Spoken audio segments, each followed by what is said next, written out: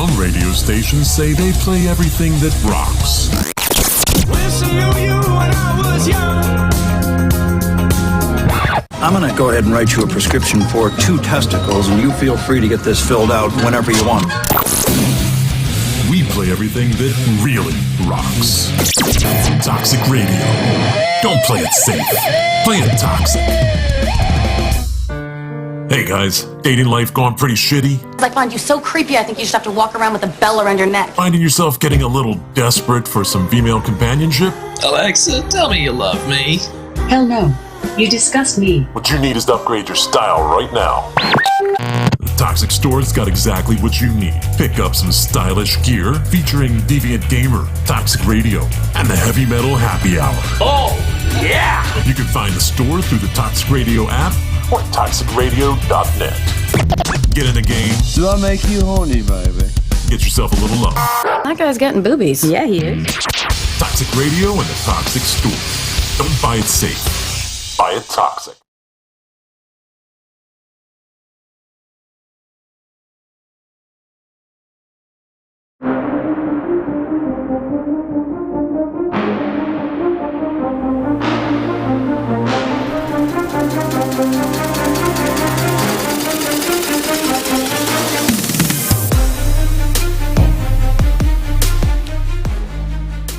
Welcome to Week 12, Wire to Wire. I'm your host, Gene Walzak, and to my right, the man, the myth, the legend, Scholastic Shally. To my left, we got Cleveland's own, Kent State's own, College Catrell rocking the Ohio State windbreaker. Shit looks fly. We got a great action-packed show for you today. We're going to talk about the college football playoff. It's playoff week, everything, all playoffs. We're going to give a breakdown of what we like about those and the quarterbacks that are coming into the league, plus the young stars, which you've probably seen on our Facebook page.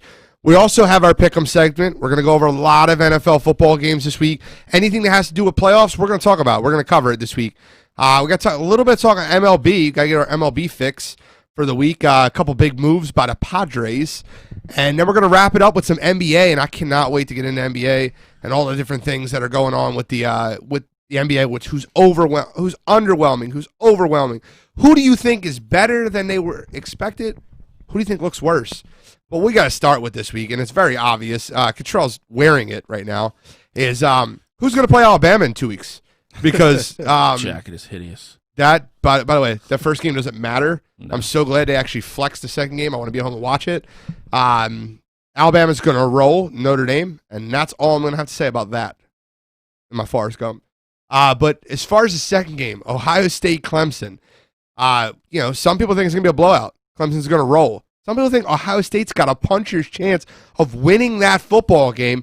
So I'll lead off with someone that feels that way, and that's College Catrell. Catrell, tell us how your Buckeyes are going to fare in that game. So I am so confident that it will be a good game. Like, there's not a chance that game's a blowout. I say that because Ryan Day is a good coach. Justin Fields is the second best quarterback in college football. I know he's been playing bad, but you got to remember that this team was, the Chris Olave route away from winning that game and going to the national championship last year.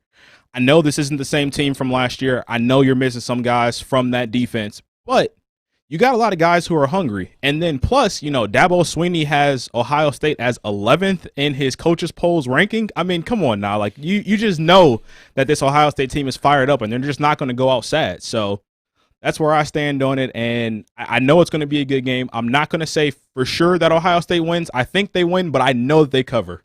Okay, so to kind of respond to what you're saying, the thing that really bothers me is I think Clemson's better than they were last year. And I think Ohio State's worse. And that's where when I look at that, I look at another year of Trevor Lawrence, I look at another year of Travis Etienne, and Clemson, to me, angry Clemson after that loss with Notre Dame, looks better than they did last year this time. And Ohio State looks worse. Now, I want to believe you. I really want to believe you that this game is going to be a great game because, trust me, all year I've been begging for this game. I wanted Justin Fields versus Trevor Lawrence. I've been underwhelmed with Justin Fields this year. And, my love affair with him, liking a Ohio State quarterback, which is just new for me. I hate every one of them. I've never really predicted any of them to do well in the NFL. Right. If anybody knows me, they know how much I talked about Dwayne Haskins being a bum. Yeah. So, Scholastic Shally, I like your comments, and, I'll be the judge. I'll do a little ruling here. I'm kidding, but. No, listen. What you said is a big part of it to me. I think Clemson is absolutely a better team than they were last year. I think offensively, Ohio State's pretty much on par with where they were last year.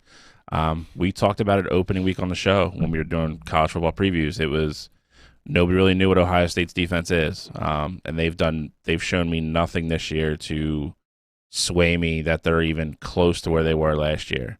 The weakness of that defense is their secondary, and that's including Sean Wade, who's had a really bad year for his standards. I think Trevor Lawrence is going to pick them apart. If they can run the ball early with ETN, and then he can run play action off that or run the naked boots they do. People don't give him enough credit for how much he runs in games. I think it can get ugly very easily in that game. I don't think it's going to be Notre Dame, Alabama ugly. I think it's double digits all day. I just think they're just a better football team. It's just across the board in every aspect of the game, they're better. So my hopes and dreams are hoping that it's very similar to last year's game.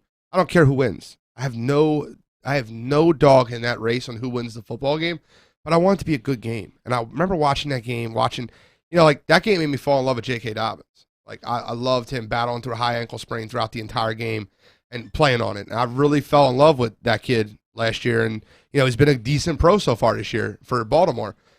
I just think that the game, I kind of lean towards what Shally's saying, because I feel like everything tells me that Clemson should win this game by double digits. The X factor for me in the game is Ryan Day and having all the time to prepare, getting your whole team back healthy, and having that locker room bulletin board material that Dabo Swinney gave them. I don't know why he would do that. I think that was a terrible idea. The coaches poll is always released. His explanation, he didn't single them out.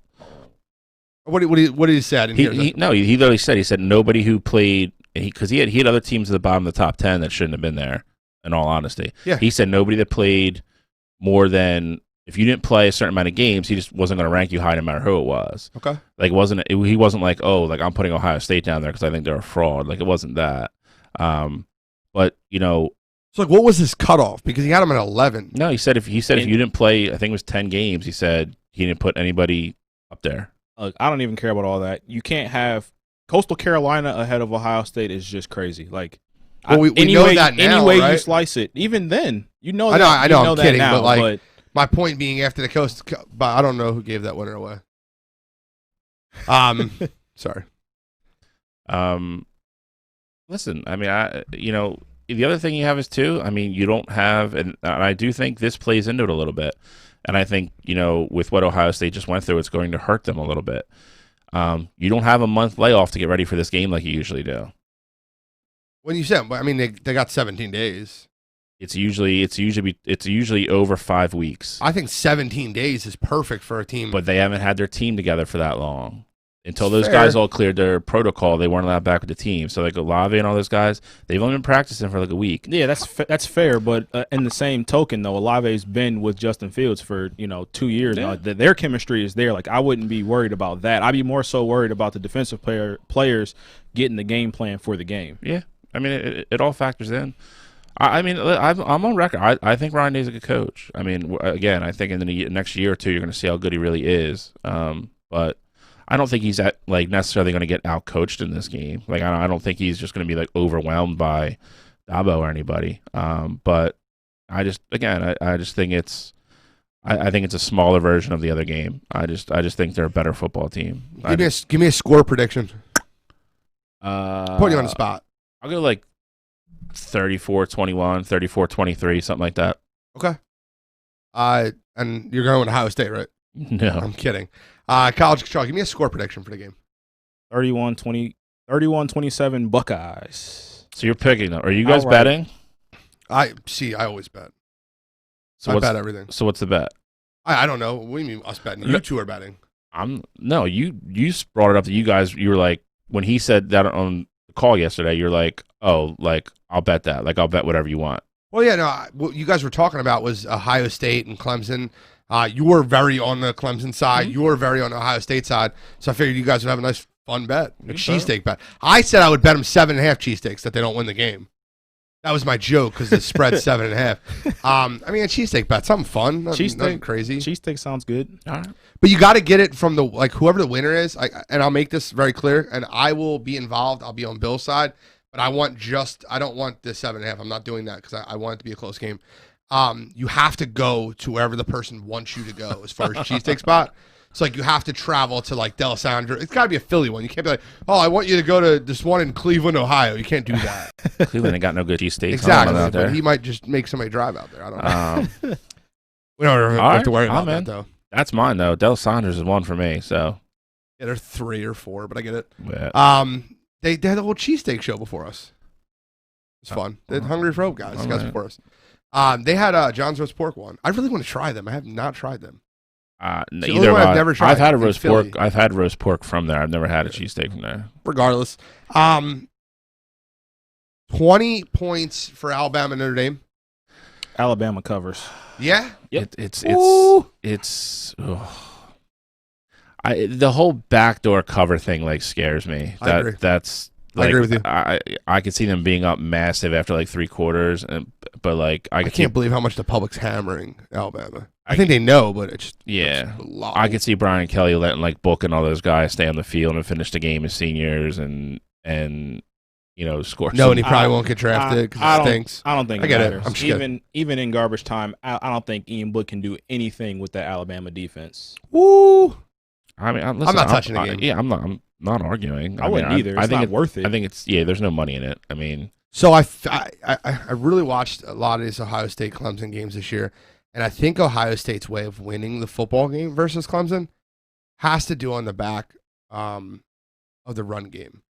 I think, listen, I want to see Justin Fields versus Trevor Lawrence, but I feel like if Ohio State wants to win that game, they have to limit possessions and they have to run the football. Yeah, I mean, that's the exact storyline for the Alabama Notre Dame game. The only shot they have to keep that close is like literally like 8-9 minute long drives, and you have to score at the end of them. Ohio's, I mean, that's going to factor in. I mean, it's you don't want to give Trevor Lawrence and that offense the ball 12, 14 times a game. I mean, you're just asking to get smoked. Yeah, I mean, they looked really good against Northwestern. I don't think they're going to run the ball anywhere near that effective against Clemson. No, I agree with you. You're not going to run for 300 yards. No, I mean, he ran for 300 something by himself. I know. And then again, that's also a big part of it too. Like J.K. Dobbins, I mean, for as much as we joke about Ohio State, not putting out quarterbacks, they put out running backs. I agree. And a lot of them. And he was a huge factor in that game last year. Like he's a strong physical runner. But Sermon's a good running back. He's not J.K. Dobbins. Who knows? They didn't give him really a chance yet. No, well, that tells you all you need to know because Teague's been, I would say, underwhelming. Oh yeah, for sure. Yeah, but Sermon just transferred, so it's not like it. Like he didn't get the starting job though. Teague was a starter for majority of the year. Okay, but you got to think about it. Though. You got to think about it in the same sense though, is that like even like we see it all the time with the Alabama running backs. Just because you aren't the starter doesn't mean that you can't translate to the NFL level. Like Josh Jacobs at Bama. No. I'm not saying he did. I'm just saying. For what it's going on this year, I'm not saying he can't play in the NFL. Exactly, but for what COVID, what I'm trying to say is when he transferred, they don't really have a full, full workout program. They really they knew what they had in Teague. No, well, they didn't know what they had in Sermon. They had a full camp through August before they shut it down. All the teams did. I just feel like you didn't know what you had with the runner. I think he's better. I mean, again, that looked obvious. Yeah, I will say this though, Ohio State, I know that the defense looks bad, especially in the secondary.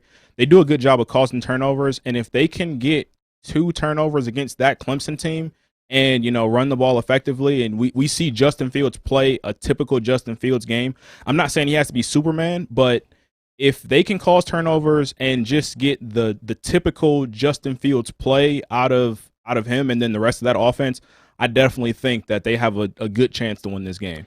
I think for Ohio State to win this game, they need to get up early. And if they get down early, I think they're in a lot of trouble.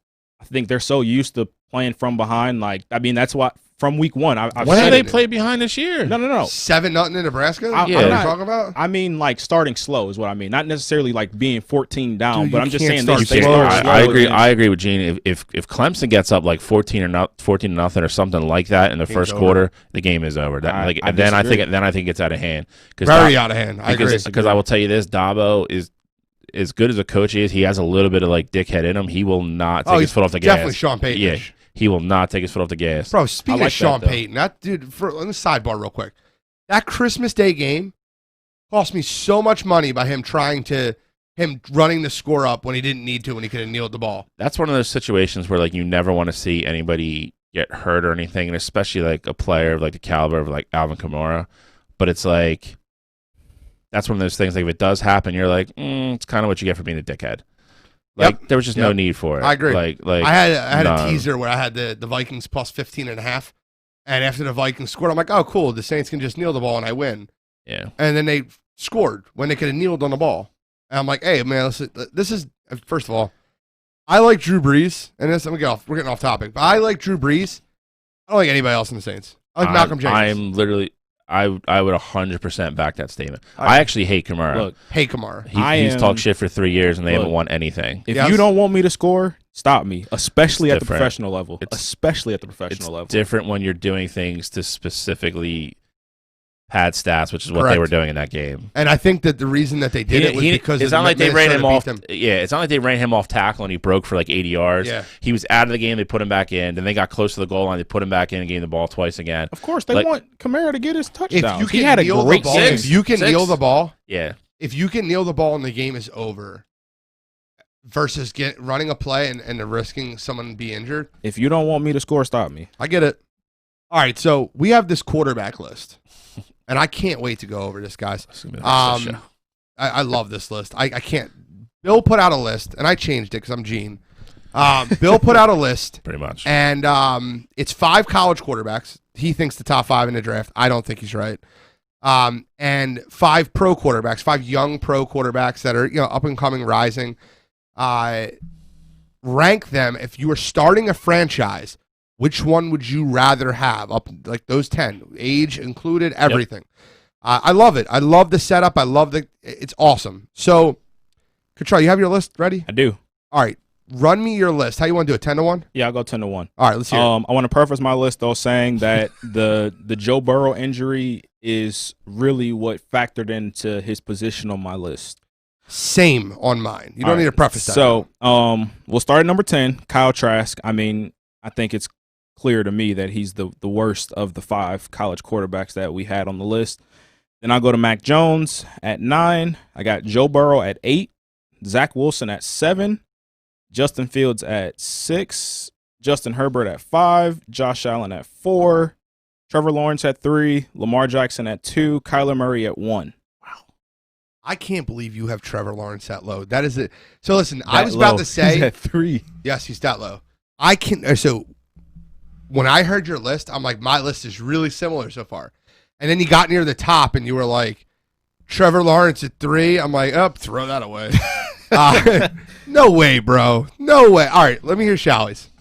Scholastic. I got Trask at 10. I got Mac Jones at 9.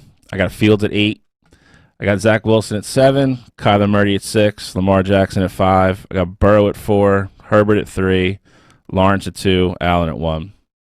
Okay, so that list is different than mine, but I respect where you went with it. You went with proven commodities a lot more. I hate your Kyler hate, though. I get it. Like you want to hate against Kyler because I don't want to hate against him. You Just, do. If he's not going to win now with that team he has, when's he going to win? When he has a coach, that's very good. Oh my god. Kyler hate piggybacked right on. I mean, I don't have Kyler 1. So I the don't list, have- I didn't- the I didn't list think was you- I the didn't list think- was about the future though. So like just to make that clear, Yes. we're not saying that that's the list right now of like quarterbacks. Of course. who are And playing, I think Kyler Murray's ceiling it's might through the roof. it's the second highest on this list. Okay, so here's my 10. I have Kyle Trask at 10, just like you two do. I have Trey Lance at 9. I just took Mac Jones. He's 11. So my only thing with that is, so you think Kyle Trask is going to have a better career than Mac Jones? I do. Okay. He throws the football better, in my opinion. And I think in the NFL and the next level, you have to throw the football To better. the other team. All right, keep going. When all of his players are out, yeah. Bro, all right, so hold on. I'll give my list in a minute. But I want to make this point.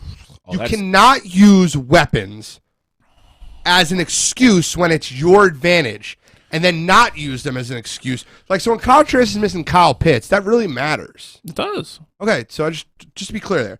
So I have Trask 10, Trey Lance at 9, Zach Wilson at 8, Joe Burrow, and only because of the knee injury. I love Joe Burrow coming in this year. Joe Burrow.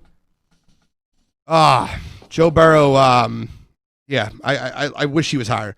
Justin Fields at 6, Justin Herbert at 5, Lamar Jackson at 4, barely under Josh Allen at 3, the kid Kyler at 2, and it's a no doubt about it one for me. I mean, this guy is number 2 to only Patrick Mahomes, in my opinion, and it's Trevor Lawrence.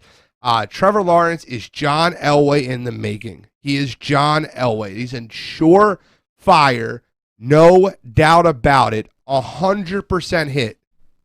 I'm serious, man. I would risk my entire reputation on Trevor Lawrence playing football. See, that guy is unreal. The problem lies that he's going to be going to Jacksonville. Don't care. We have no idea who the coach is going to be. We have no idea who the weapons around him are going to be.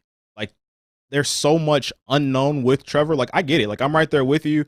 I think, I mean, of this bunch, I mean, he's definitely the most talented. Like, you know, but so if Jacksonville the known, is just, you had Kyler 1. If the known is Cliff Kingsbury and the unknown, I'm going to take the unknown.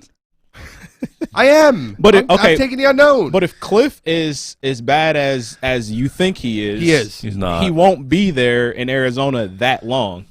And so with how do that, you? Oh my God, I'm so tired of people saying he's not. Why is he not? He's won nowhere. Nowhere. Stop saying he's not. He's won nowhere. he's going to make the playoffs this year. No, why? Because he's going to win because Jared Goff's going to broke. But that's not why he's making the playoffs, Yes, it though. is. He's played 15 other games. It's not why he's making the playoffs. Oh my God! If Jared you Goff need- plays I'll tell you what this you need to week do. at SoFi Stadium, who wins that game? With the way the Rams are, I don't know. I Rams agree. defense? That's the honest to God answer. Have you seen Jared the Goff honest to God play? answer is I don't know. Honestly, the Rams might be better without Jared Goff on the field the way he's been playing lately. Seriously, I hope this kid comes in and just blows it up and be like, I hope so too. We're not playing Jared Goff next week. I hope so too. Your hate for Kingsbury is so high.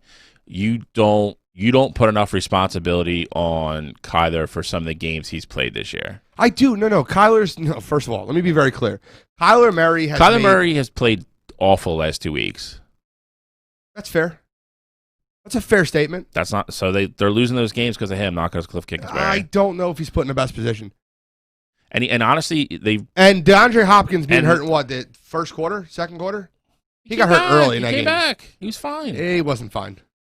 So my thing is that Nuke got hurt early. McVay hasn't been the same coach that we originally saw the first couple years of his career, and you haven't given him any hate. Like, McVay is this offensive genius, and Jared Goff is still underperforming. So, like, where's his accountability? Repeat that. I was reading Jeff, who's the biggest troll of the show. I was reading his comment on the wire line. He said that Cliff isn't that bad. He spelled Cliff wrong, so he doesn't even know who he is. It is okay. He's stuck with a limited quarterback. Yeah, okay. So when he had a non-limited quarterback in Patrick Mahomes, why couldn't he win more 7 games at Texas Tech? Dude, Jeff, comment on that. Bro, Patrick Mahomes can go. We've talked about this 22 times, dude. And I still have to have my point. You're not. You don't. Patrick Mahomes wasn't playing with Oklahoma players in the Big 12. Yeah, so if they are a mid-pack team in the Big 12 every year. If you put Trevor Lawrence This on year, a how team many- like not Indiana, but a team like, I'm trying to think of the middle tier team in Maryland. You put them on Maryland. What do you expect them to be? They're not going 9-0. If Patrick Mahomes in college was on Maryland, they'd be second in the Big Ten. That's false. It's 100% false. Telling you the truth. You're wrong. Yeah, I'm telling you the truth. wrong. You're wrong. You're wrong. And you're wrong. You're wrong. That's it. It's just So, silly. I have Lawrence 1, Kyler 2, Josh Allen 3. And that's my the main 3. So Lamar you Jackson 4. think Kyler's better than Josh Allen? Yes. Okay. We're talking about going forward, right? Right. Yeah, and that's I believe that. Okay. I believe, and College Catrell also believes that also. Okay. And Urban Meyer being the next coach. Eric just chimed in. Urban Meyer next coach at Jacksonville. That wouldn't be a bad idea. Yeah, I'll be there for 3 years, and then I'll have headache problems, and I'll quit. It doesn't go well. He It's quits fine. whenever he It's fine. Quits every time. Quitter, and you're bitter because I came along. I'm done singing. So any more talk about the list? I love the list. Let's go for the list. So, like, why don't you have Trey Lance on your list? Just Catrell, would you have Trey Lance above any of these quarterbacks? If I had, yes, I would have Trey Lance ahead of Kyle Trask. So I agree. If I want to put him on, You would have had him ahead of Mac Wilson? Mac Jones. Mac Jones. No. Mac Jones is a good quarterback, dude. I think if he goes to the right spot next year, you're going to see it. He's not a typical Alabama quarterback. Before this season, yes, I would have had Trey Lance ahead of Mac Jones, but Mac Jones is he's gained and earned my respect. Thank you. Listen, Mac Jones is a good quarterback at college. He's a very good quarterback at college. I think he'll be all right, I'm going to tell you the truth. I think that Mac Jones will be a borderline starter, backup, journeyman backup throughout his career. That's the way I see it. You know what I see? You know, it's funny because we look at Mac Jones and what he's doing with two of the best receivers in the country. Now, one of them's out. I get it. It wasn't out all year. Waddle wasn't out all year. He played 4 games. And they played 9, right? 10? Stop it. Mac Jones he's honestly looked better since Waddle's been out. So it's true. I'm not going to. He's got a receiver that's going to win the Heisman Trophy. Okay. So does it matter? Yes. Okay. So the weapons don't matter anymore. We're just not talking about weapons at all. Weapons matter, but just because you have, you're going to say that, so Pat Mahomes isn't that good then because he has weapons. He has Tyreek Hill and he has Travis Kelce. You're going back and forth too. Like you want Patrick Mahomes to win 9 games at Texas Tech with no weapons. He's the best quarterback in football. He wasn't in college. He was not in college because he played for Cliff Kingsbury, and now he plays for Andy Reid, surrounded by weapons. All right. Any other admissions or deletions from this list that you guys have? I'm not delete. I think Zach Wilson is kind of the wild card. I was just gonna say that. Like he's a guy that I think he has the potential to be 3. Yeah, I mean he's there's a lot of people that are saying he's gonna be the second one off the board behind Lawrence. I'll be curious to see if that happens. But he's rising. I mean he's probably the biggest mover right now out of anybody. So you had Zach Wilson where 5? No, I had him like 6th, I think. So you had him ahead of Justin Fields, though. I have him 1 in front of Justin Fields, correct? Yeah, I like Justin Fields better. That's why I will say this with both of them, and that factored into my list as well. Those guys are system dependent quarterbacks. I don't want to say dependent like they can't play, but they're either going to have to go to a situation that already has something similar like that put in, or a team's going to have to redo their offense. Whereas I think an Allen, a Kyler Murray, Trevor, obviously. You could put those guys on any team, on any offense, and they can run it. So that factored into my list. So I want to just respond to one of the comments on there. What you're not seeing from Kyler Murray right now is him at his full potential. So the arm talent is there. We've seen him make crazy throws. Like we saw the Hail Mary to Nuke. Like that, of course, like that was a great play by Nuke. But the fact that he was rolling out to his left and he can make that kind of throw, like that's the kind of arm talent he has. And he's one of the shiftiest quarterbacks in football right now. So, giving him more years under his belt, with a better play caller because Cliff isn't so good, I think that's going to really show what Kyler can do. He's got to mature. Cliff Kingsbury not good coach train? I'm not going to say he's not good, but he's not terrible. You just said it. No, I got my quotes. Why? Because I say it? Yeah. Come on, dude. He's not good. He's not great. I'm not going to say he's not good. We were just talking about a minute ago. They were a lock to make the playoffs. 4 weeks ago, we were talking about that. They're a lock to make the playoffs. Yes, Kyler Murray has not played great. Now, if you're going to give him credit for developing players, you have to give him credit when players are regressing. Kyler Murray looked better the first 7 games of the year. Am I correct?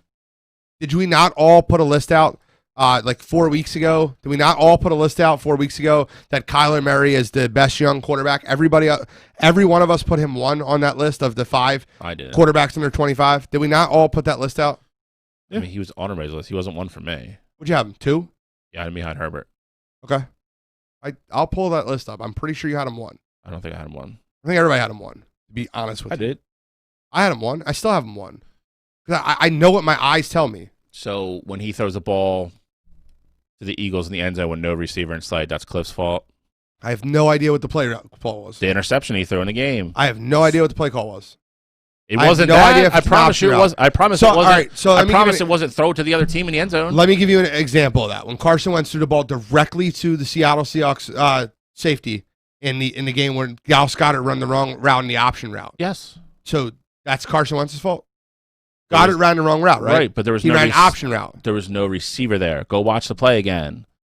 It was so quiet because there's no crowd. He literally threw it and yelled like "oh shit" or something. Yeah, like you could hear I remember that. Yeah, it's bad play. Bad play.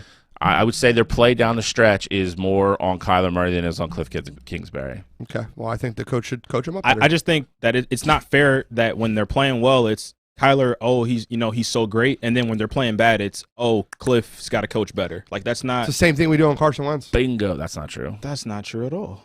When Carson Wentz is playing great, it's Carson Wentz. When Carson Wentz is playing bad, it's the team, it's the line, it's Doug Peterson, the play call.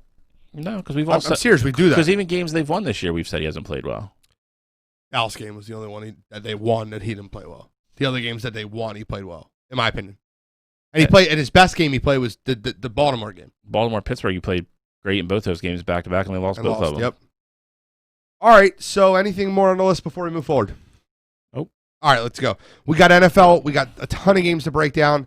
Eric Rosenblum just said, Cliff or Peterson, who would you rather have? Doug Peterson all day. Not even close. He's a leader of men. And listen, I think Doug Peterson's not a bad head coach. I think he's a terrible play caller. Yeah. And I think if you gave Doug Peterson, or it's like, Doug, listen, you're not going to be a head coach unless you take an offense coordinator who's calling the plays. I think Doug would be way better. I think he gets in his own damn way trying to make play calls. Just the truth. It's really hard to argue. I mean, he has a Super Bowl, too. I mean, it's hard. Correct. It's hard to argue the other way. All right, so we're going to open up this week with Browns Steelers because that, in my opinion, is the blowout of the week outside of Indy, Jacksonville. The Browns are going to blow out the Steelers this week. It's not going to be close. I'm going to tell you what you're going to see in that game, and I'll let you guys give me any interjection. You're going to see some Steelers players start, and by the end of the first quarter, you're going to see nobody of name or recognition playing for that team. They're going to all sit. They don't care about the game. They're going to be the 3 seed or the 4 seed. They could be the 2 seed. I don't think it matters right now what seed they finish without having that bye. I think the Steelers rest the people they need to rest. I bet you TJ Watt doesn't play past the first quarter. I think a lot of it will depend on what happens earlier in the day. I do think. What do you mean earlier than the day? They're a 1 o'clock game, right? Yeah. It doesn't matter. Are they playing at 1? Yep. Yeah, they're playing. Yeah. So I mean, so it's going to be. You're probably right. I mean, the only game that factors into that game then is what Buffalo does. Buffalo's playing a tough Miami game. That's going to be a really tough game. They are, and I think Miami's playing for their playoff life, and Buffalo's not. Buffalo's playing for the 2 seed, though. I don't think the 2 or 3 matters. It does matter. Yeah, I'm with you, Gene. I don't know how you don't think a second home game in the playoff matters. That means you're not leaving your... Without fans, it doesn't. They're not as much. They have fans. They announced today they're letting fans in. New York? Yes. So they're gonna have fans, and I don't know why you'd want to travel to Pittsburgh versus having Pittsburgh come to you. You don't have to leave your stadium. Pittsburgh's not winning a playoff game, so you don't have to worry about that. Well, regardless of wherever you're going, you don't have to worry about that. You're playing your playoffs at home until you eventually have to get on a plane and go play Mahomes in Kansas City. It absolutely matters. That's silly that you wouldn't want to play a home playoff. All right, so game. let me ask you a question real quick. I think it matters, not as much. Do you not think it would matter? All right, so if the 2 seed was the bye week, wouldn't it matter way more? Yeah, but I didn't say it didn't matter. I said it doesn't matter as much. I think what we got to realize, too, is that, yes, it matters having the second home game, but I think having a bye this late in the season matters more. So I think but they're not getting a bye regardless. They're getting a bye by sitting everybody week 17 is what I'm saying. Like that's like their built-in bye week. He already said that the starters are playing. So he said they're playing to an extent. Who? Mike Tomlin. I'm talking about McDermott.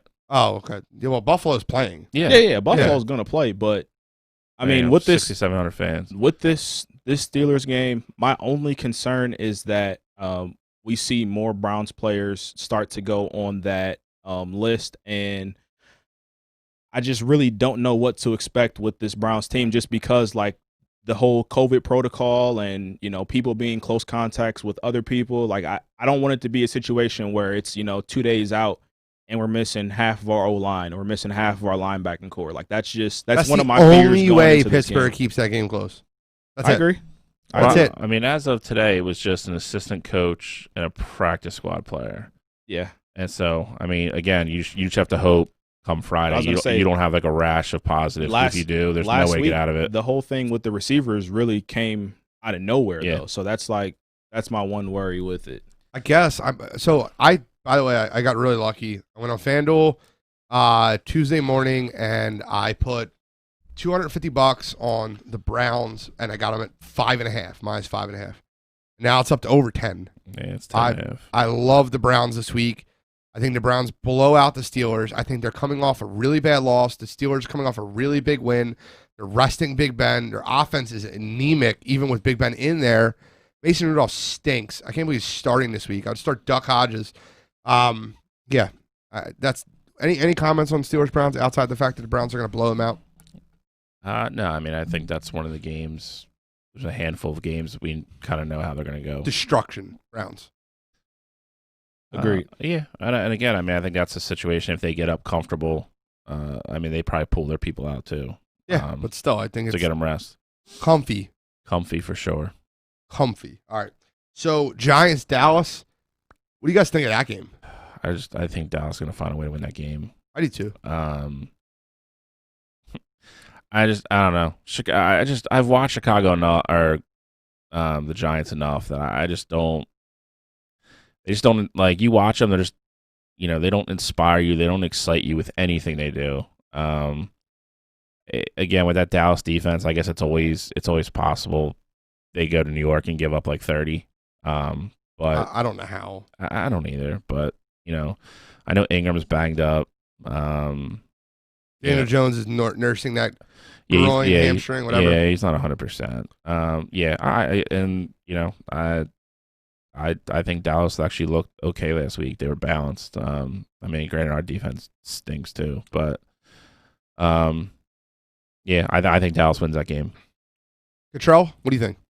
I mean, Dallas is their playoff hopes are on the line. So I got Dallas. They're going to be desperate. They're going to be playing like they're desperate.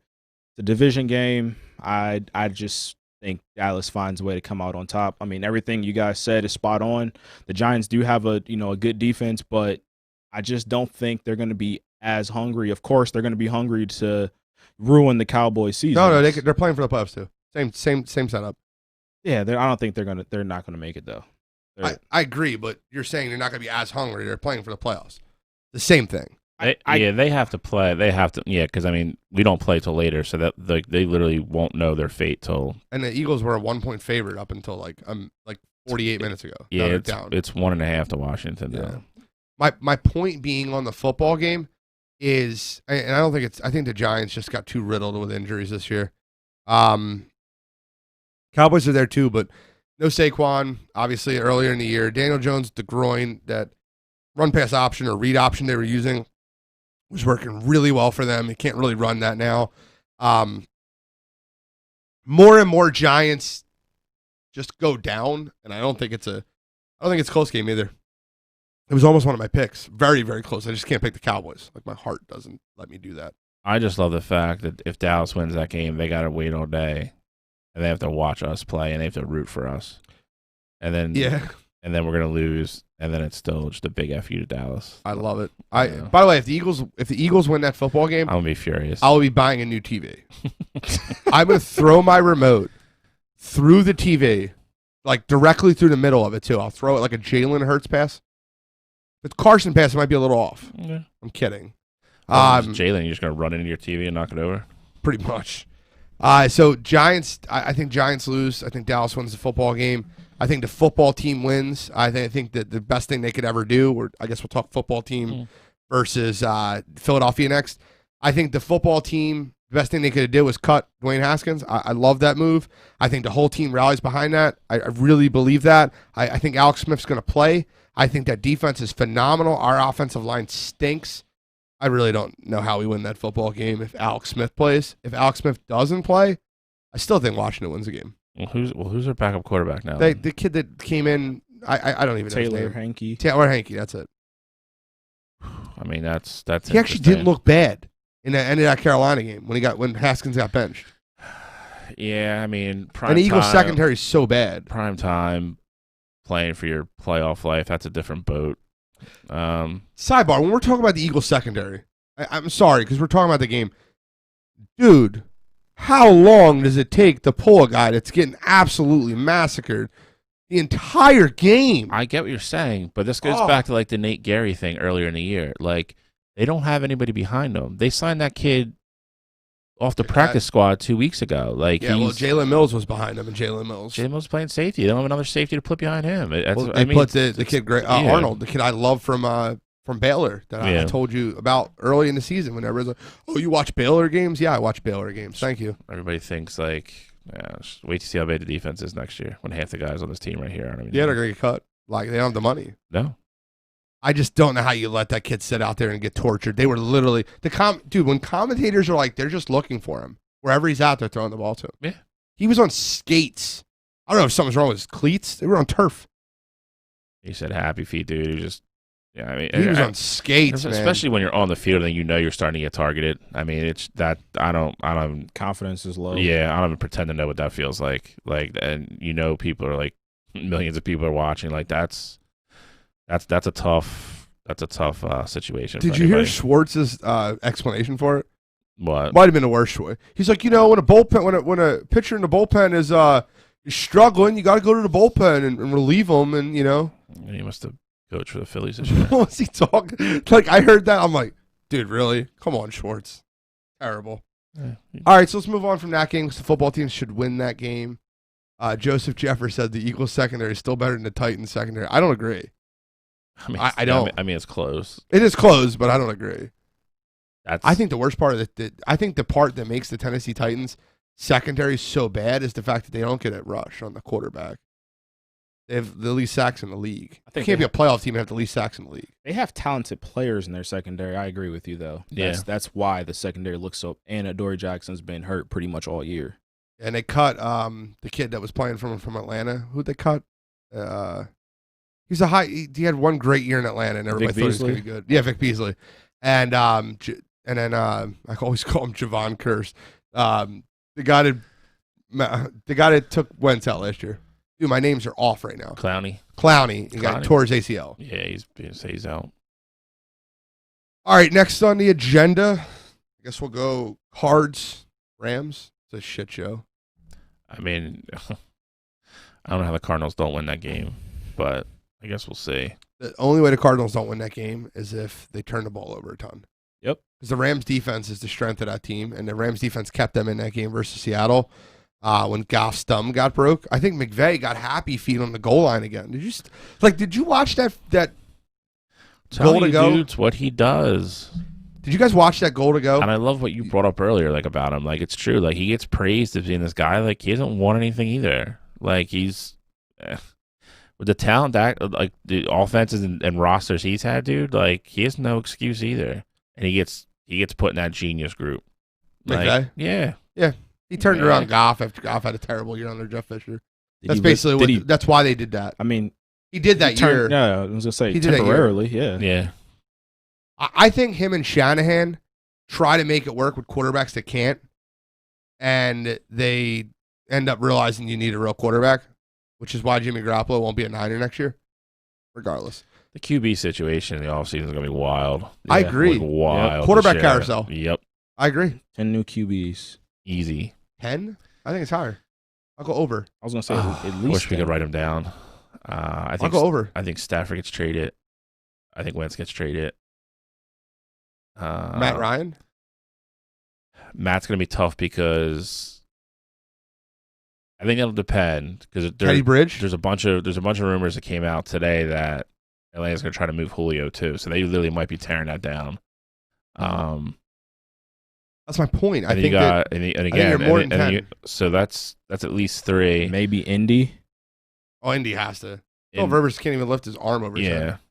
So that's 3 or 4, and then wherever Trevor, all these kids they drafted, all those guys. they're all playing next year. So, maybe not the late guys in the lead first, maybe not. I think over 10 by week 3 of next year. Like, you can't say opening day starter because a couple of those guys might not start week 1 or week 2. But you know what I mean? Like the young guys. Way over. Over under 7.5. Way over. Yeah, way over. Over. No doubt in my mind. Might be over 7. You don't know what Chicago's going to do. You don't know what Minnesota's going to do. Correct. Cousins' contract's done. Yeah. Yeah, he's free agent too. And then get out of Trubisky's not terribly now if they want to, but they're in terrible. How many quarterbacks do you think the Bears are going to pay until they find one? They could have drafted one. They had two of them right in front of them. They had Watson and Mahomes. It's like another $25 million hit if they want to move on from Foles. I know. Like there's Jacksonville ate a little of that. Is it? I don't think it's 25. No, but he restructured it when he got it. It's a bad cap hit for them to get rid of him. To get rid of who? Foles. Oh yeah.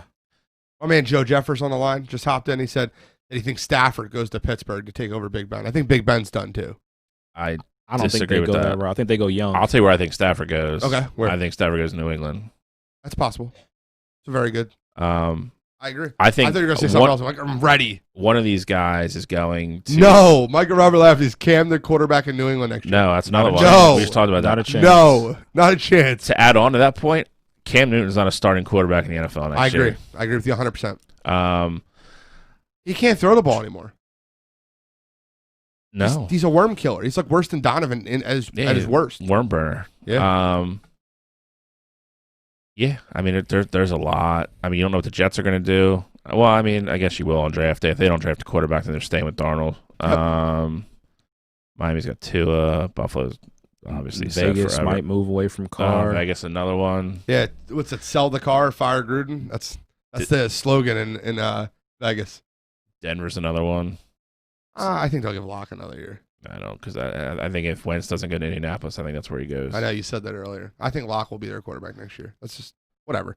We got a bunch more games to go over. Let's roll. So,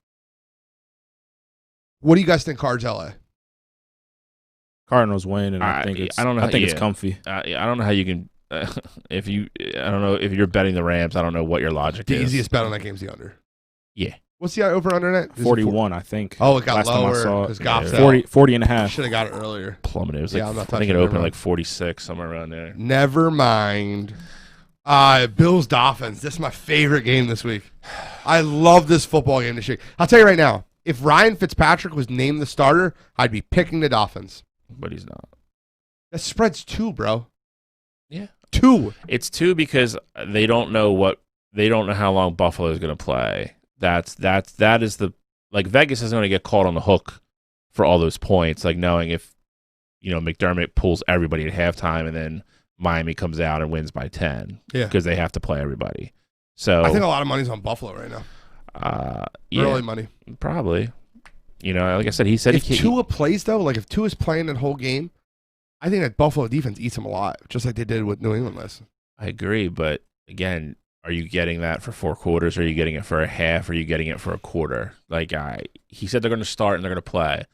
And then they pressed him and he wouldn't commit to anything. So, again, especially if they look at the scoreboard and Cleveland's up 24-7, Josh Allen's coming out of that game. There's no reason to play any of those guys. Okay. So, I'm just saying, if this was week 10, that's a 5.5, 6.5 point spread game. Yeah, I agree with you. Yeah, I agree with you 100%. Catrell, what do you think on that game? I mean, it's just one of those situations where I think that Flores he'll realize that if he absolutely needs to win that game, just like we saw at the game last week against the Raiders, he'll put Ryan Fitzpatrick in. He has no problem doing that. And while I do think that Cleveland's game should get out of hand, I feel like. Josh Allen, if McDermott's already said that, Allen and the starters are going to play, then I think they're going to, play hard and try to win that game. But at the same time, though, I really don't think the Dolphins will be able to move the ball against that Buffalo team, and they may score off of the defense alone. They may put up 10 points just pretty much from the defense, them getting them scoring off defense and then them putting the offense in a position where, the kicker goes out, kicks a field goal. What's the over-under in that game? Over-under is at 44.5. I like the under in that game. That's high. I like the under in that game. Yeah, and again, that's a tough game for Vegas to put on the board. I mean, is 44 doable if Buffalo plays their starters the whole game? Yeah. If they pull them at halftime and you get Matt Barkley for the second half, how are they benching Fitz again, man? My thing is this: like they keep saying like how like both quarterbacks are okay with it, but like you have responsibility of 52 other guys on that team. 51, yeah, 51 that are trying to win a playoff game. Like, do you really think you're gonna keep going into playoff games and be like, oh, I'm just gonna bring Fitzpatrick in like right with the last series in the third quarter, and he's gonna pull it out? Like that isn't gonna work against like the better teams. I was gonna say that like the whole Fitz magic thing. Like, of course we love it. Like it's fun. But eventually, like, he's going to come in off the bench. He's going to be cold. He's going to have horrible passes, and he's not going to be able to pull them, back from whatever deficit that Tua and the rest of the offense puts them in. I completely agree with you. Can we talk about how amazing that throw was, though? That might have been. All right, so, like, let me ask you a question because I want to talk about that throw for a minute because I am going to put that in, like, historic range. So what was better? The Fitzpatrick throw or the Odell catch? And you guys can say the Odell catch if you want. It's fine. I think the Fitzpatrick throw is better. The Odell catch by a mile. Okay, I disagree. I'm kind of with Catrell on this one. By a mile? It was a scoring play. It was more – the Fitzpatrick throw was crazy. Don't get me wrong. But at the same time, Odell was scoring. He was we've literally never seen that before. The Fitzpatrick play was like a Hail Mary in a situation that they had no chance of winning the football game. He got the 15-yard penalty, put them in field goal range to win the football game. He did it blind. That was unbelievable. See, that's the part where that's why I think Odell's is better. Odell had to adjust last minute, catch the ball, possess it, and then still come down and get in bounds. Fitzpatrick knew where he was throwing that ball. He was halfway through his motion when he got hit in the head. Like, if you're throwing something, like, you still visibly know where you're going in your mind, and he let it go. He got his face mask I get yanked, that, man. But if you look at the picture, he's here with the ball. Right. Like, yeah. Right. Okay. I think the Fitzpatrick throw was better than the Odell catch, and I don't think it's got enough attention. Plus, we got to think, like, the catch was – obviously the catch wasn't just as good as the throw, but it was a great catch too. Like, if he wasn't aware of, where he was at and that's an incompletion, then we're not even really talking about this throw. Which I'm shocked because it was Mac Hollins. I thought he would just drop it like he did with the earlier throw that he just almost blew the football game on. Yeah, we got one more to go over. I'm going to go Cardinals, and I'm going to go low scoring, by the way, in the Cardinals-Rams. Okay. Green Bay, Chicago. I'll let you two go first because, I'm bold here. So we already talked about this one. I like Green Bay to roll in that game. Like, the spread's at 5.5. I feel like they're going to win by 13 or more points in that game. I concur. All right. I'm going to go Bears outright over the Packers. I got Bears outright in that game. I'll take them plus the 6. I'm going to take the plus 6 because I always am going to take the points. It's my money. But I think the Bears win that football game. And by the way, I'll be putting a parlay in with the Bears money line on it just for shits and giggles. But I think the Bears win the football game. What makes you so confident in the Bears? They're fighting for their playoff life. They're fighting. They're playing at home. Mitchell Trubisky's been playing amazing for them. Matt Nagy's getting on a roll with play calling, the way it's set up with their whole group.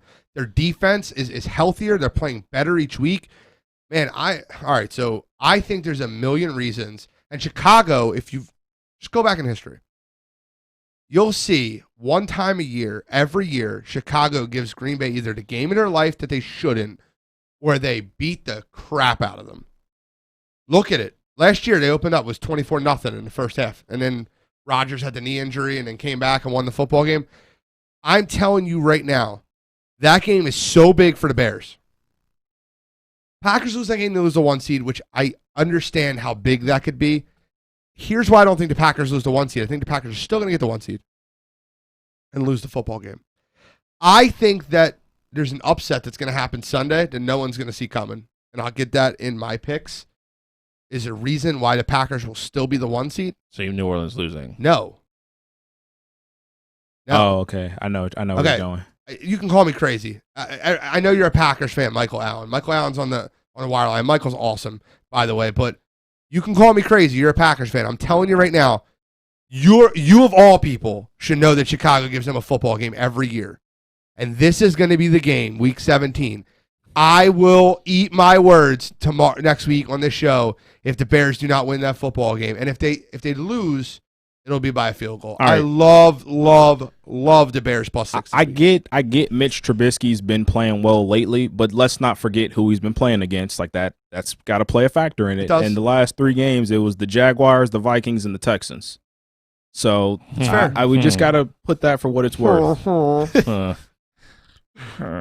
Packers aren't that bad defensively. They got some guys in the secondary. It's not going to be easy for I Mitch. love the guys that have in secondary. Me too. Love. Me too. I've talked about that all year. I think the Packers are going to the Super Bowl. That is nothing to change. The Packers are going to the Super Bowl. I think the Packers still get the 1 seed. By the way, just for fun, because I should have done a little bit more research on these games this week. But that Bears-Packers game, it's at 4 o'clock? 4:25. And what time is the Saints-Falcons game? 1 o'clock? Let's take a look. It should be 4. They try to keep all that stuff. I know. So you can't. Saints and the Panthers are at 4:25. Yep, there you go. Okay. I have the upset pick. I'll give it later. I have 2 clear upset picks this week. And I'll get into that with Pick'em. Oh, speaking of Pick'em, I think we're there. Any more comments on Bears-Packers? Nope. No, I think the Packers are going to win. Okay. Comfy. Give me your Pick'ems, Catrell. All right, so I got Arizona at 3 against the Rams. I think they cover that. You got that at 3? Yeah. It's not going to be 3 Sunday. Yeah, it's at 3 right. It's at good 3 job. right now. Way to get it early. Guys, if you're listening, get that right now. I like the over 47.5 Saints versus Panthers. And you guys aren't going to like this one, but I like Philly to cover that 1.5 against the football team. I really think Philly's going to win that game. As long as we lose by 1, I don't care. I think Philly's going to win that game. If the Eagles lose that game, I need a new TV. You guys want to send donations? It's Gino 8121 at Venmo. They win.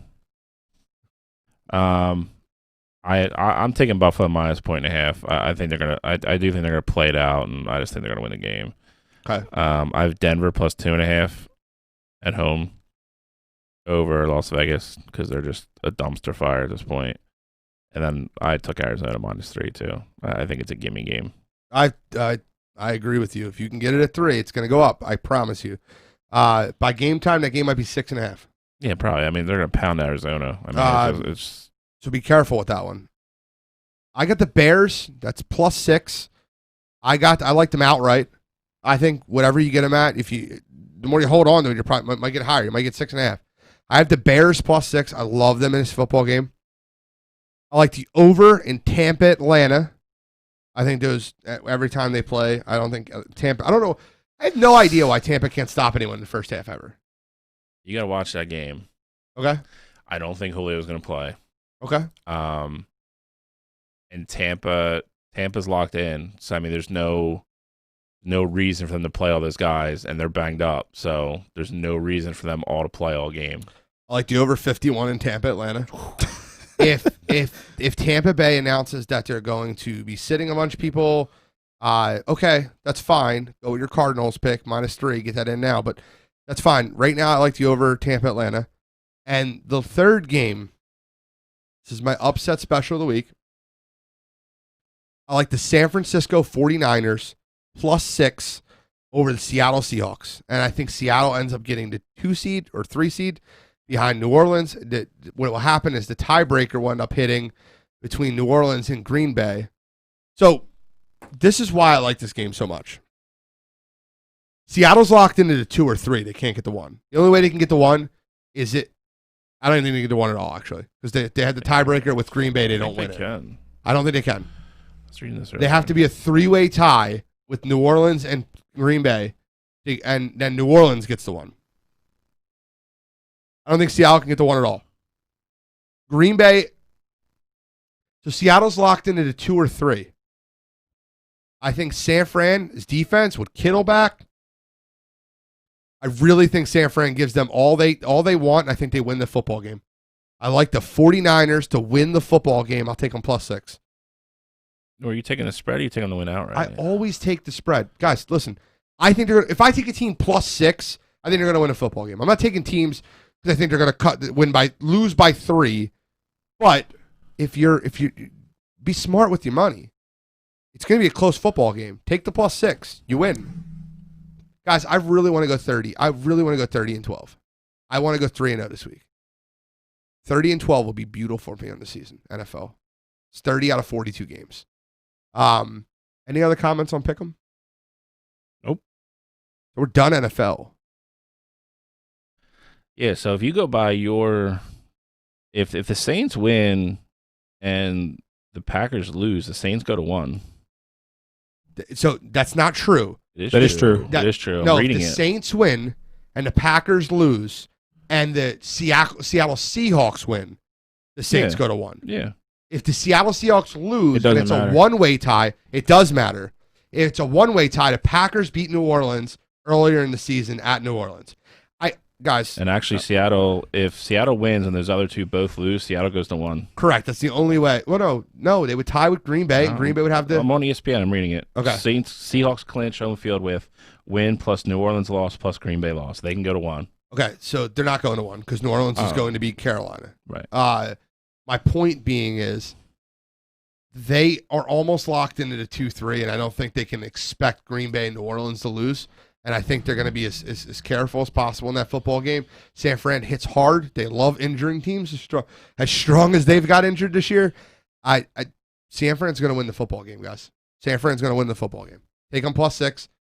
Seattle has a tiebreaker over Green Bay, not New Orleans. Green Bay has a tiebreaker over New Orleans.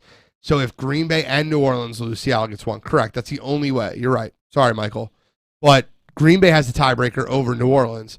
So the only way New Orleans gets it is if New Orleans and Seattle wins and Green Bay loses. I think Green Bay loses. They still get the 1 seed.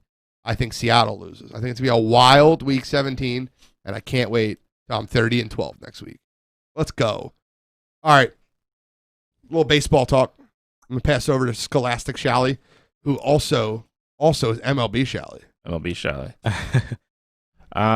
No, I mean, Padres bucked the trend in this offseason. They made 2 massive moves this week. We've talked about Blake Snell, ad nauseum during the World Series. They sent a bunch of prospects to Tampa Bay and got a bona fide number 1.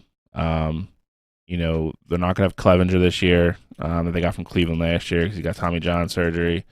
But then they went out and got Yu Darvish as well. The NL West is going to be very, very good next year. I'm curious to see what happens when, what the Dodgers are reportedly trying to make moves to try to get them the luxury tax at 210. So, I mean, that means somebody on that team is not coming back next year with all the contracts they have, and it's going to be a big piece. They have so many big pieces, though.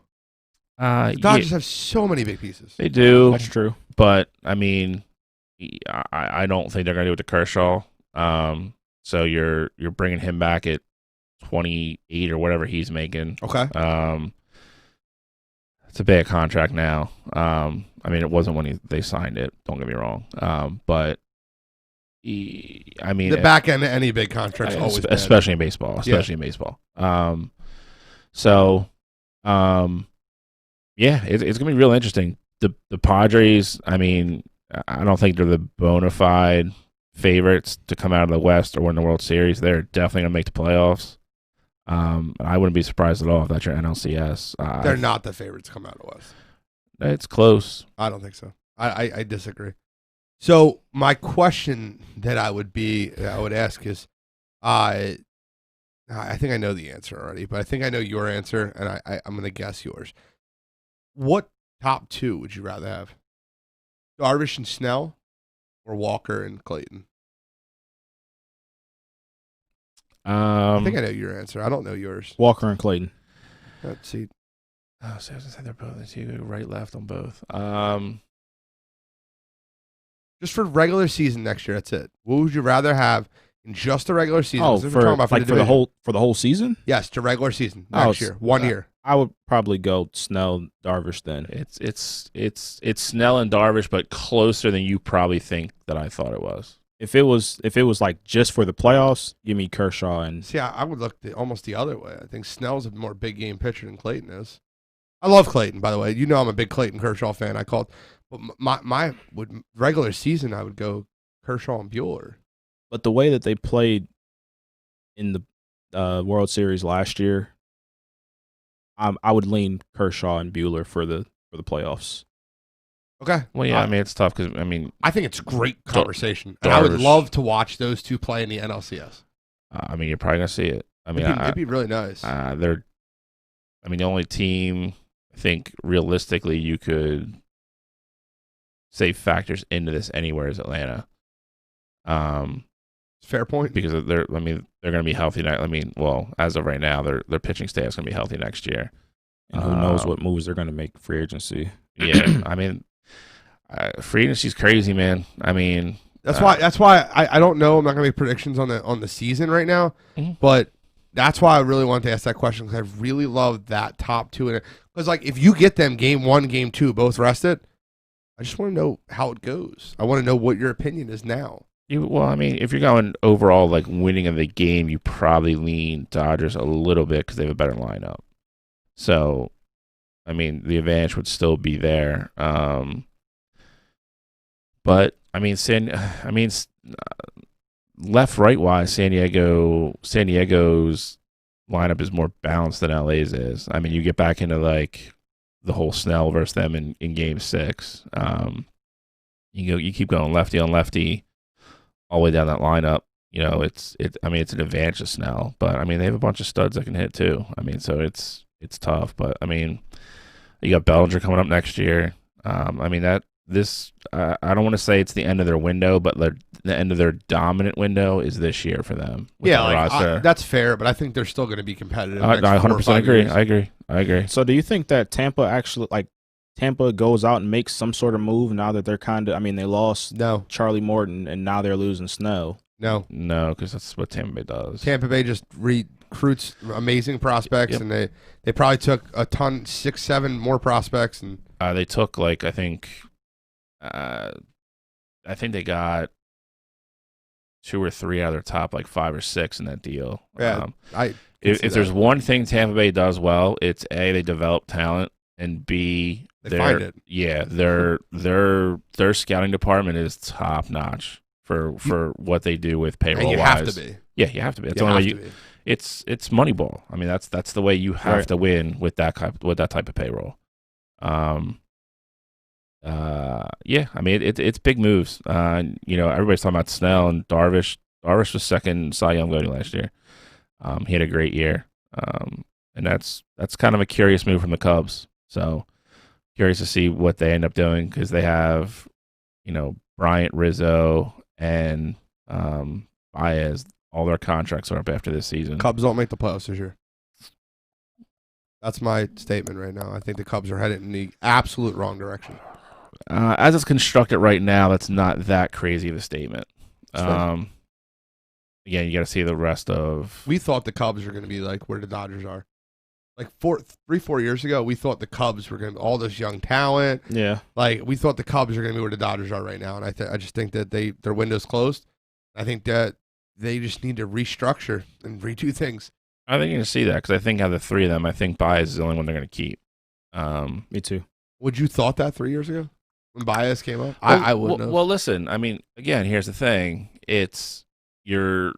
The Dodgers are going to run into this. They're running into it this year, and that's why they're making certain moves. They can't sign all these guys to $30 million contracts, which is what they're all going to get. Bellinger's going to get that money. They just signed Mookie. Their payroll is going to go through the roof in the next couple of years. So I think Mookie's a winner, man. Mookie's a winner. He's a stud. He's probably the second best player in baseball. I agree. Any other comments on MLB? No, I can't wait for spring training. Wait for the JT saga to end. Now it's apparently John Clark verified that we never made a formal offer to him. So I don't know what the hell they're doing, dude. I'm over them. Everybody wants to get excited about the stupid bullpen piece we picked up. I don't care. That's an 85 to 90 loss team the way it's constructed right now. That's a fact. Any more comments on baseball control? No, I mean, I'm just waiting on the horrible news that Frankie gets traded somewhere. So I got nothing else on baseball for now. It's coming. Yeah, it is. Unfortunately, I know. I love Lindor. I'll take him.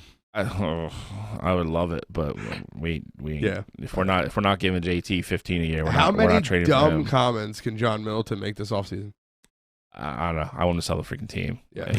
I'm tired of it. Like, Stupid money. Yeah. 2 years later, nobody's making moves during the pandemic. Yeah. Shut up, you clown. And I will tell you the youth thing. The youth thing is kind of a symbol for none of these guys are going to get what they're going to get, what they thought they were going to get. I mean, they traded him away for nowhere near the package they put together for Snell. So if that is a sign of what top line pitching and top line free agents to be are worth, then JT and Trevor Bauer and all these guys are going to have to redo their numbers. That's why I think I said it a couple weeks ago when we briefly talked about it. I think you're going to see a lot of these guys play on 1 year deals. I really do. I think you're going to see 1 year, a little bit higher money, and then ride it out and then pray 2022 is normal and all the ballparks are open and all those guys can get their contracts. That's fair. Because they're just not going to get those big. Like Trevor Bauer's not getting a 5 or 6 year deal of $30 million this year. He's just not. Well, if they backload it. I think teams can do that. They'll backload contracts. They have to agree to it though. Yeah. Well, I mean, why wouldn't Bauer if you're going to get the money? All right. So MLB, we got a lot more conversation to go in the weeks to come with everything that's going on. We just, we need to make a comment about the Darvish and Snell moves. Still over a month away. All right. So next thing I want to go over is NBA, and the first week of the NBA season has been awesome. I love watching NBA basketball. It's something you can turn on every single night. And you got a game at 10 o'clock. You got a game at 8 o'clock. It's lovely to watch NBA basketball again. My question would be, overwhelming, underwhelming. What teams have been better than you expected? What teams look worse? Catrell, let's start off with you, my friend. All right, so the team that's overwhelming for me right now was a team that's close to my heart, the Cleveland Cavaliers. That's a team that I thought this year that they were going to win maybe 30 games if all the stars aligned at absolute best. But they started out the season 3-0, and Colin Sexton has really looked good these past few games. Like he looks like he's taken the next step, and he may actually be a star in this league. Darius Garland has also looked like he's playing pretty well, and Andre Drummond has been playing really good basketball. He's had a double-double in every game so far. I knew J.B. Bickerstaff was going to be a good coach, but I wasn't expecting the Cavs to come out of the gate winning games. Knew they'd play hard, but I just didn't think they had the talent on the team to actually win games. Especially with K-Love being hurt. Yeah, and then I didn't love the Okoro pick, but he's playing good defense. He's not great on the scoring end, but we knew that coming in. But I really love what the Cavs are doing right now, and if they can consistently keep this energy up and play this hard consistently throughout the season, they definitely have a shot to make the playoffs as like an 8 or 7 seed.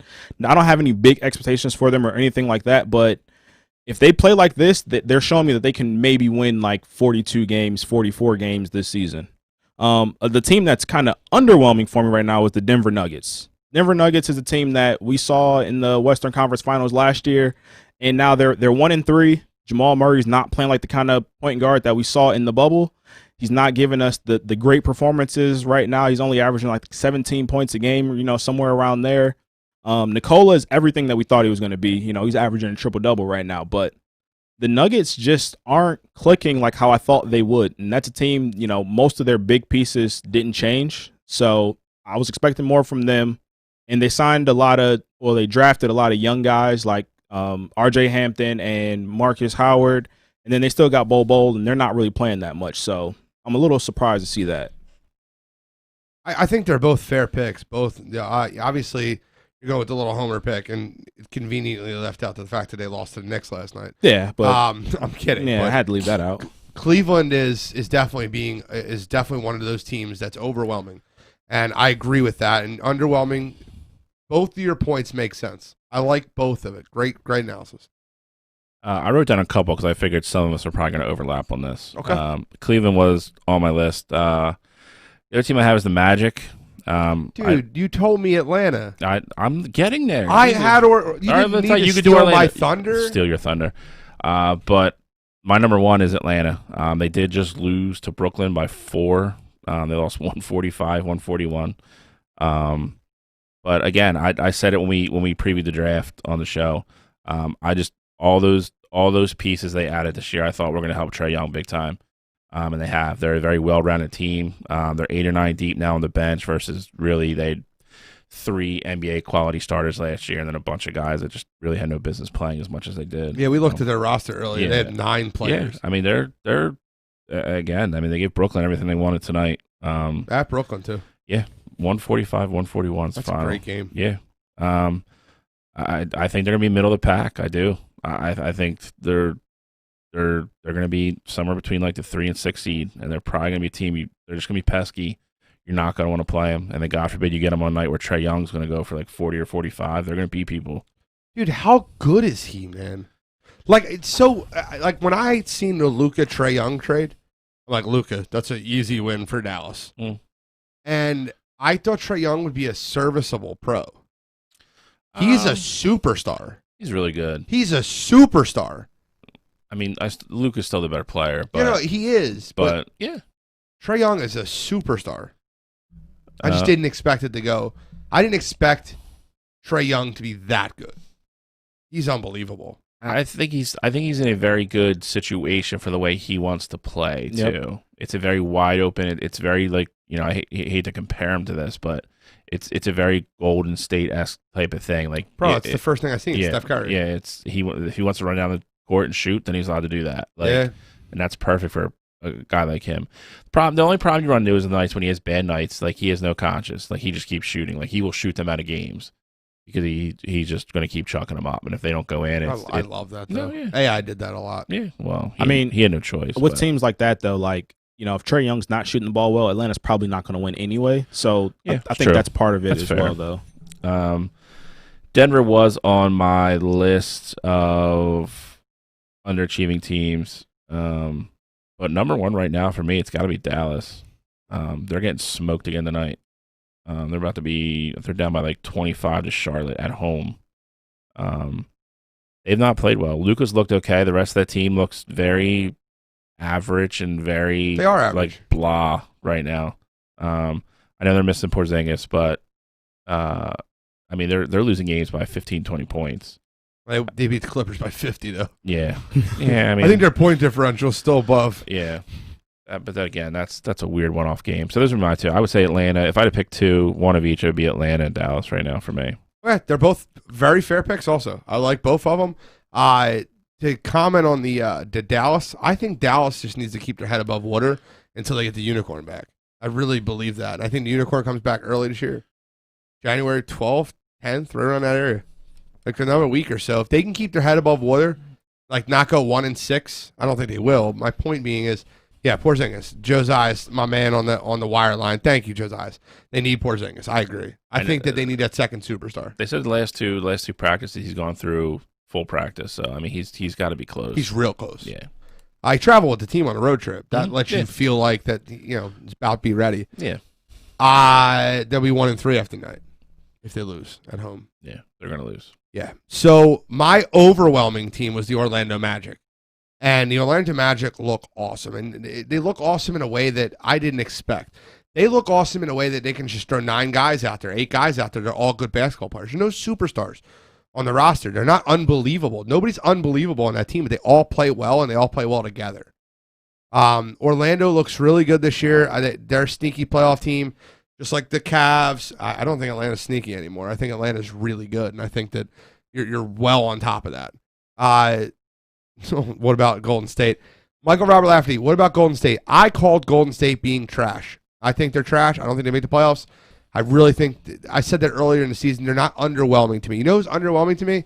A team I thought was going to make the playoffs, and it's 0-4. And they got a guy averaging a triple-double and another guy averaging 30 points a game. I specifically didn't mention them because I figured you were going to. Yeah, 100%. I am so disheveled at the Washington Wizards because they're destroying my Russell Westbrook MVP 55-1 odds. He's averaging a triple-double like I thought he would, but in some ways it helps you though. I guess if they come back, you know, if they sneak in and he's averaging a triple-double, that completely bolsters his case. Yeah, 55-1 is what I went with. I might have went with the Kyrie one. They're both 55-1. I liked. I don't know what those guys did tonight. Yeah. I really think there's a couple underwhelming teams, couple overwhelming teams. I think that guys, just sidebar, If you ever see the Clippers playing an early game when the Lakers are playing a night game on Sunday, bet the other team. They were awful last year. They were awful Sunday. Again, do it every time. Sunday afternoon games that the Clippers have to play, bet them. Bet them, bet them, bet them. Ice cold bet, Gene. What do you mean? I don't understand what he meant. I think because you were spot on with the game. You said you liked the Mavs. And yeah, I had the Mavs. They won by 50. I didn't have to worry about that game. At the first quarter, it was like 39-11. Yeah. Silly. It's a crazy stat. So Michael Robert Lafferty asked our thoughts on CP3 being a good fit on Phoenix. Yes. So I love it. I think they're only going to get better, and I think they're so first of all, I think they're coached well. And I think that what ends up happening with that team is when you add a coach on the court like Chris Paul, the only thing I'm very surprised about is DeAndre Ayton's having a very slow start. I thought he would benefit very, very much by having CP3 there. What do you mean by like slow? I mean, I've watched him twice in both games he played. I think he had like 15 and 17. I mean, he's having a slow start. I think he had 12 points one game. Yeah, so he's only averaging 11.5 points, and he's the fifth leading scorer on the team. So I get what you're saying. Yeah. I think that Ayton should be better, and I think that former number one pick with a guy like Chris Paul on the team, I felt like DeAndre Ayton would make a big jump this year. Now, let's give it time. It's obviously only like 4 games into the season. Right. But I love the Phoenix Suns. I was talking to somebody recently. I have Phoenix as like a 3 or a 4 in the West, which people think is nuts. That's fine. I love Phoenix. Yeah. I love Phoenix this year. I thought Dallas would have a better regular season because I thought they would hold above water and then Porzingis would come back. So they're looking underwhelming. They're like part of my underwhelming list, so I love yours. Man, this NBA playoffs is going to be so much fun. I can't wait to get there. The season's going to be fun. I don't want to fast forward for this great season. What do you guys think about the Sixers? We got to talk about hometown stuff. 76ers. And I don't care if you're from Cleveland, Catrell. You're going to give me your thoughts on the damn 76ers. So, I mean, 3-1. It's interesting to see how they're already starting to handle like Joel, like how Doc has handled him this season, and how they're. It seems like that this is going to be the trend moving forward. I mean, obviously you guys are somewhat used to it, but the fact that he's already sitting out games because of these injuries that he has. They're not going to call it rest. Right. Just basically right. So that's rest. why injuries with the air quotes around it, but it's interesting to see how that goes. But I mean, you're winning games right now. Ben still not shooting the 3 ball how you want him to, but I mean I think this formula can work. It can work. You know why it can work? Because Seth Curry. Danny Green looks atrocious, by the way. Give Shake Milton a starting job and get Danny Green off the damn court. I didn't want him. The only reason I wanted Danny Green was to get rid of Al Horford. I don't want Shake Milton either. Why? He stinks. You're crazy. Shake Milton looks very good. He's had one good game. Shake Milton looks. He scored. I think he scored 2 points the other night. No. Pull that up. No. Maybe 6. The only something game. Like that. No. All right. I pull that up. Shake Milton looks really good. I want him starting over Danny Green. I think that Dwight Howard looked pretty good. 7. Sorry, 7. Okay, you said 2. We started with 2. 7. For a backup guard to score 7 in his lowest scoring game? Danny Green at 7, so it's a 0. It's a wash. That's my whole point. In one game. Go to the other 4. The other 3. Shake Milton's playing way better than Danny Green. They all need to start shooting better. I agree, but I think Seth Curry is shooting very well. I have the stats on all that because I actually saw an interesting tweet about that today. I like Seth. I think that they're getting more floor spacing. I love watching them play right Cleveland, Danny Green had 4 points. Shake Milton had 6. He's Danny. His name's Danny. Whatever. He doesn't have an E in his name. That's not what we're talking about right now. Yeah, then against New York, Shake had 10, and then against Washington, Shake had 19. So you won good game. For a backup guard, 10 and 19, I'm good with that. But you want to make him a starter. I do. Okay, so what's the difference? That's my whole point. Danny Green looks old. Hey, listen, you guys are all about these moves. No, I was all about getting rid of Al Horford, which I'm happy about. Danny Green. They're good moves. Whatever. They look better. They look better. They do. They look a lot better. So, I mean, they're good moves. Floor spacing. It's a different offense. Still can't stand Tobias. I'll be happy when he's gone.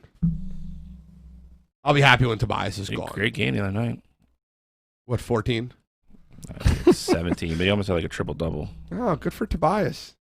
Well, you can't cherry pick games and be no, like, oh, yes, you can cherry pick. Shake had one good game, and then I say Tobias had one good game. Is Shake on a max? What? Is Shake on a max contract? No. Okay. I'm not saying so you're going to cherry pick a 17-point game for a max player versus a backup player. My literal statement was I said he had a good game the other night. That's all I said. He jumped down my throat. After you're giving me Shake Milton's been great when he scored 15 points in his last 3 games combined. Say Shake Milton's playing well. We can run it back all day. Well, 6 points isn't well. As a backup, he's not bad. He's very good. So any more comments on the 76ers? Because I love the direction that they're headed in. I think they still end up the 3 seed. Like I said, I think 42 wins sounds about right. Yeah, so just real quick here, I forgot that our season was going to be short and it's only 72 games this year. Cavs are not winning 42 games. I'm more so like 30 to 35. Like I just want to make that very clear. You said it, and I looked at Gene. I was like, doing the math. They're going to be like 500 if they do that. No, they're going to be at like 500 around there. Like just putting that out there. Okay. I just I think they need to shoot better. And again, it's 4 games in, so I'm not overreacting to it. But they're bottom 5 in the league at all 3-point categories, which is wild. And because some of those guys are just better shooters than that. They're not just shooting to their average yet. Do you want to know why? Because Ben. I'm serious. I like Ben. I do. He's a very, very good defensive player. I'm not a Ben hater, so like don't put me in that category. But the floor spacing still needs to get better. I'll disagree with you only because I'm staring at the stat, which is one of the ones that's interesting. When he gives them wide open looks, they're shooting 10th in the league. When he gives them wide open looks. He draws people. I mean, you could say that floor spacing so bad. You could say what you want. Did you watch the other night where he was wide open from, like they weren't even sticking him; they were just playing in the paint. They're like, "Have fun, Ben." The NBA keeps like 3 official stats for 3 points, which there's 3 different types of contested shots. Okay. For any contested 3-point shot, we're no higher than 23rd in the league right now. Yeah, and I think wide open, we're 10th. Okay. Because Tobias can't shoot unless somebody's not 5 feet away. It's not just him. I get it. He's a max player, though, so I'm going to bust his nuts anytime I can. That's fine. He's bust all you want. He's not going anywhere. So, I mean, that's my only thing with it. He's not going Look, anywhere. say what you want about Tobias. He's going to be a valuable piece for you down the line. He's not a max level player, of course. Like we agree there, but he's going to be a valuable piece for you. I think the problem with the 76ers is still when Ben, Tobias, and Joel are all on the floor, they don't have the floor spacing they need. What ends up happening is when one of them comes off the court and you replace them with a shooter, they get better throughout the game. If you noticed, they're starting slower. See, I don't think that Tobias is that bad of a shooter. Like I don't. He's not that good of a shooter. Okay, that's fair. He's an average shooter. Yeah, he's an average shooter. That's fair. But I think when Tobias is on the, like, you're not fearing a Tobias Harris 3. Right. Like, honestly, a Tobias Harris 3 is a shade above a Draymond Green 3. I'm not fearing it. I know. I was going to get that look. My point being is, when all 3 of them are on the court, I would love to see a stat with this. I'm sure we could find it for next week. But when all 3 of them are on the court, the floor spacing is not what it needs to be at. When one of them comes off the court, and you add another shooter, the offense runs smoother. So what ends up happening is in the second, third, and the beginning of the fourth, you never have all 3 of them on the court at the same time because you're rotating them in. The Sixers have been starting slow.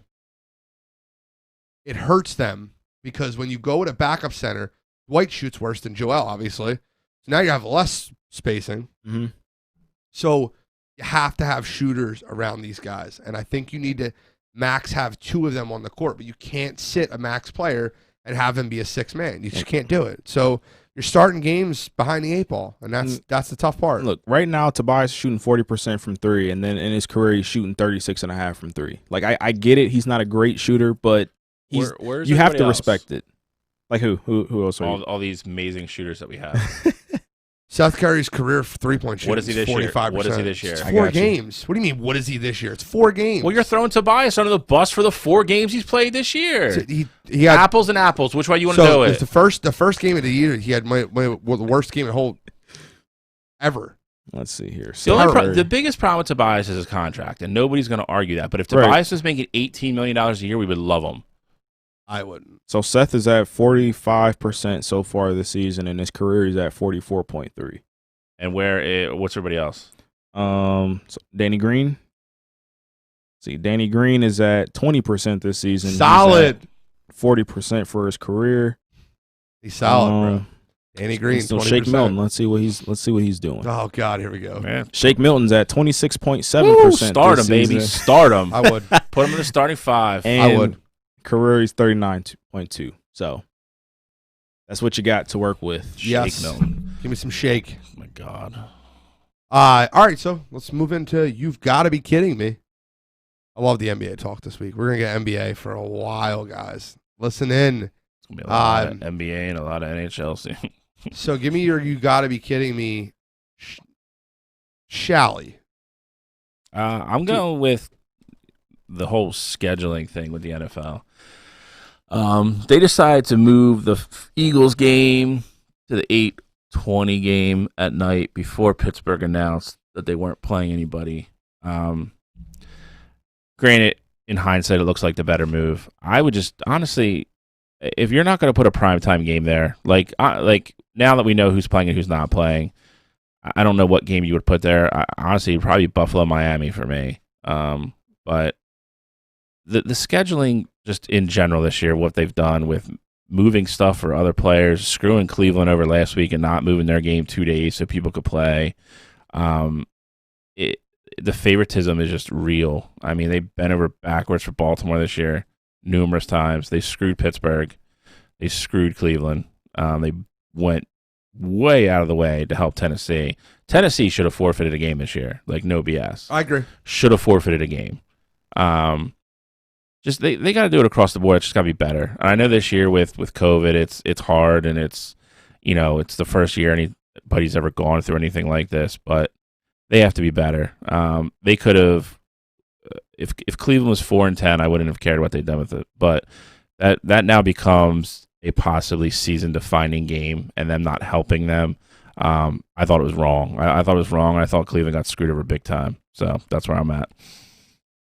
Come on, you gotta be kidding me. Catrell.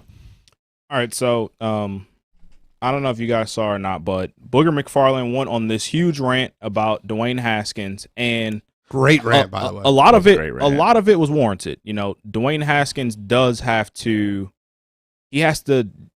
be a better NFL quarterback, not just on the field, but the way he handles the media. So like him not going to press conferences and things like that, you can't do stuff like that. But at the same time, I didn't really like how he attacked like black players going about it like off the field with commercials and things like that. Like he said, the NFL is a business, and he's 100% right about that.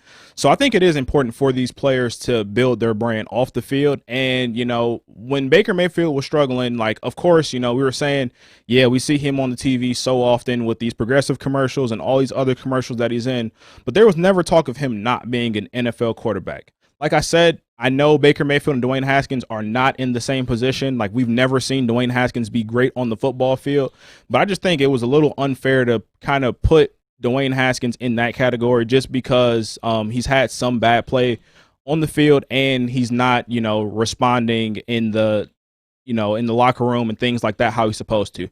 I get it. But at the end of the day, we have to remember that he's still young, and, I'm not going to excuse any of the mess that he's done. Like the whole strip club thing, that's inexcusable, especially at this point. Your team's fighting for a playoff spot, but I just really thought it was unfair for him to attack specifically black players about, their likeness and, getting endorsements and going in commercials. So I really liked I like the idea of what Booger was saying, but the way he phrased it really had me thinking, Booger, like you got to be kidding me. Like you got to have more thought behind it. Come on, you gotta be kidding me. Catrell, I think that's really well said because I loved Booger's rant, but the one part that made me cringe was the fact that I agree with you. I think that the unfair criticism of Dwayne Haskins as a black quarterback, not the conversation that you're having with Baker Mayfield doing a million commercials when he was 4-12. Not really 4-12. I think the disconnect there is I think Baker did get hammered a lot for that. I think the problem is Baker never played as bad as Haskins did, and he didn't have the other things along with it. I think if Baker was playing like crap, still doing commercials, getting caught at strip clubs, showing up late to meetings, showing up late to practices, not being prepared at meetings, you factor all that in, I think Baker would have got hammered. Well, what Baker did to his coach last year, and listen, follow me. Terrible coach, should have been fired. Right. But he didn't fight for him, and I didn't really like that either. And he really, really showed him up the entire. I wouldn't disagree with that. I mean, but that's nothing really to do with this. We're talking about conversation. maturity. Right. He's also gone through 2 coaches in his first 2 years. I think it's 3 actually. Well, this is his 3rd now. Yeah. But Dwayne has done the same thing though. If you look at it like that way, you're correct. What? He's gone through head coaches just like Baker has. Yeah, but all the stuff we just named is literally just stuff this year. It's fair. They're both fair points, but I follow your point on. I feel like, and he also, one of the examples he gave in that was Jamarcus Russell too. Mm-hmm. So he did the same thing. You've got to be kidding me this week is Florida football, and I'm going to get me real specific here in a minute.